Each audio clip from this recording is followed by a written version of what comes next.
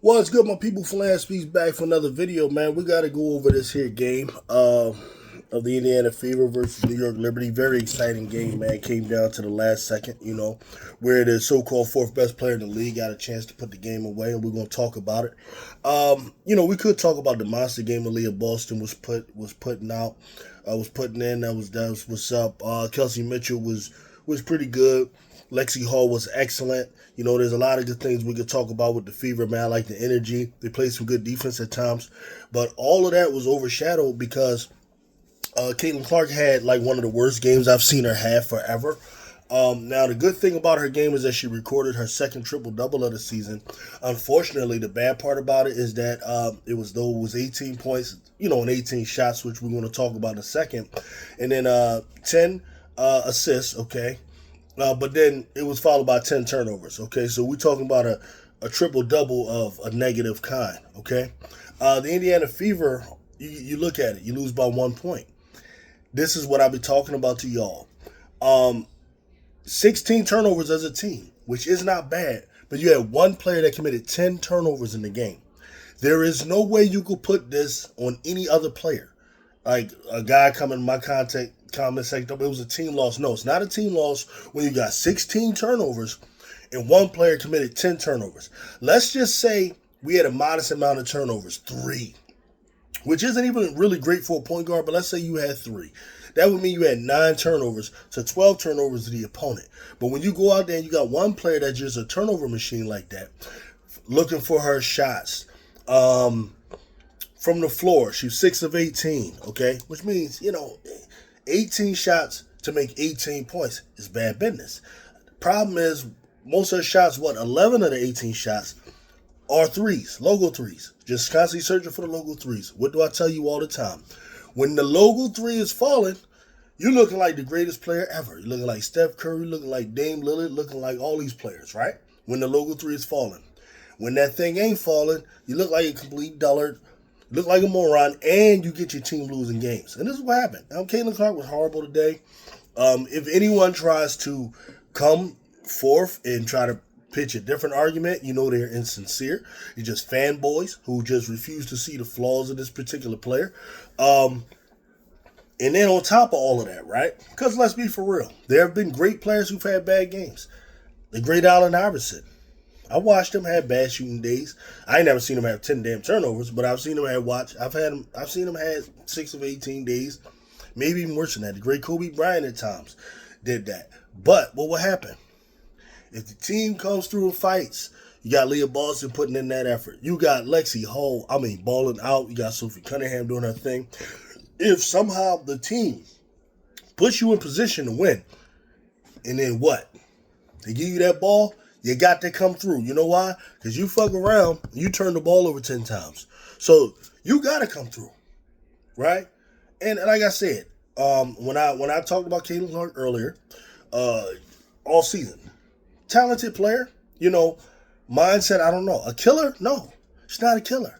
All right, so the team, Stephanie White, got to recognize in this situation, you need to be going to Kelsey Mitchell.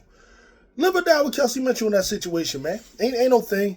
Forget these Fever fans who are delusional about who Caitlin Clark is. I already knew. They coming in here telling me she got all these moves. She got all this stuff to blow by players. They telling me she's being guarded in ways nobody else is guarded ever in the league in the history of basketball. Man, it was one fucking Natasha Cloud on her. That's all it was. Natasha Cloud at the end. You the 4th best player in the league. Natasha Cloud, I don't even think is on the list for the top 25. You're supposed to get that bucket. Period. I don't want to hear it, man. I don't want to hear it. And if you just great, I told you, all she got is a damn step back 3 going left, right? Going right, she was missing them all day long, right? And smart defense, that's what they're going to do. Atlanta figured it out last game. She struggled, okay, with that damn 3-pointer. New York took a piece out of it. You guard that left side. I've been telling y'all since last year. She can't go right and hit it consistently. 2 for 11. Clung. Right? Last game, missed every single 3-pointer she shot. Clung. These are the facts. Right? So we can sit here and be denying when that and denying when that like this is some flawless player that's just having a bad game. No. This is what you call a blueprint. Once it starts happening, let it happen again. Okay? Teams ain't going to let you come into no league with the bullshit. Now, she's still able to get 18, so y'all going to look at her average. Hey, look, she's still averaging it. She took 18 shots to get 18 points. That's the player that lost you the game. Period. Right? And then out of the damn possessions, 10 damn turnovers, bruh. Like, what are we talking about, man? What are we talking about? That's why you lost. Now, New York, for some reason, was trying to give the damn game away. They had certain lulls at certain times of the game, really. I think it was that beginning of that fourth, where New York was just taking dumbass shots. Kept settling for threes. You had Jonquel Jones big behind who needed to get down on the block. She's out there just shooting all types of threes. Sabrina started playing stupid. They weren't going to her enough. Stewie, I don't know what's up with Stewie. She's not really looking like herself. I don't know if she's getting old. I don't know what it is, but she's not really all to a great start this year. And to me, from the standard that I hold her at, I got her as the second best player in the league over the last 5 years or so, right? So, I don't know. And I don't want to hear it, man. I don't want to hear it. You got the fourth best player in the league. You got a team that's many people are considering to be the favorites to get to the finals.